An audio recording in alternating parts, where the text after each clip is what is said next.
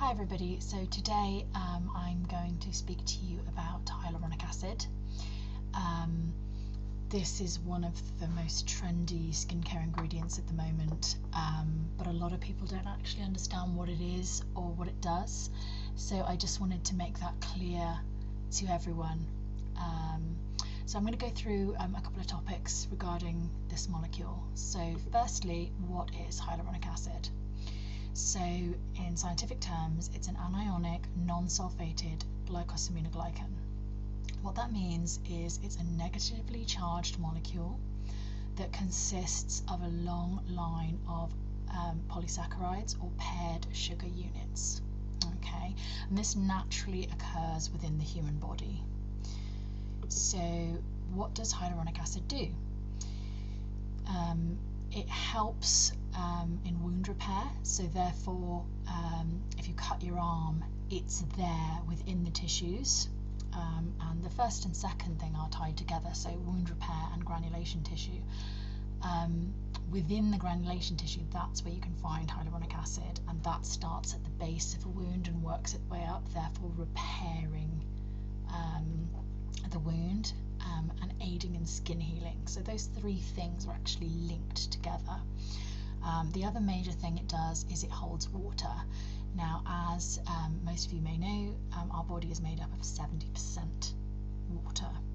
So the hyaluronic acid is within the cells and within the skin, helping us retain our moisture.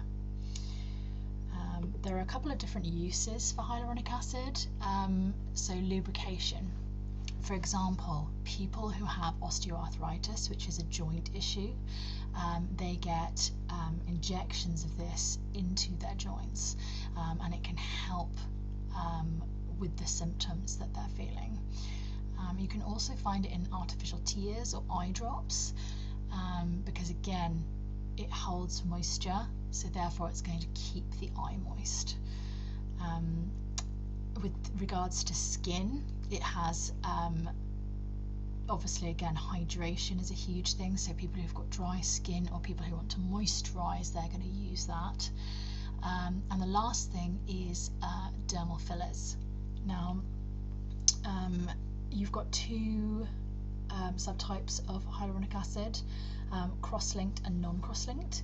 So the cross-linked hyaluronic acid, if you imagine a mesh, that's what it would look like. So it's held together in larger molecules that are a lot stronger. So therefore, when you inject that into the face, you're going to increase volume in the areas that you want to change. Whereas a non-cross-linked, that's also used in facial aesthetics, but because it does not alter the volume, it simply rejuvenates the skin, so it gives it back its youthful elasticity, and allows it to become more youthful looking. What types of hyaluronic acid are there? So hyaluronan is what is injected into the joints of patients who have osteoarthritis. Sodium hyaluronate, that is the active ingredient in most skincare ranges, so like body butter or body balm for your arms and legs and stuff, and you'll actually find it in most moisturizers or creams. It's all the range at the moment, so a lot of skincare brands are using it in everything: cleansers, toners, moisturizers, everything, because of its hydrating effect.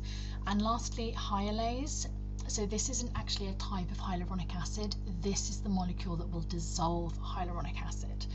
So it's used in dermal filler patients that have either had a reaction to it or they're not happy with the way their face looks after the injections.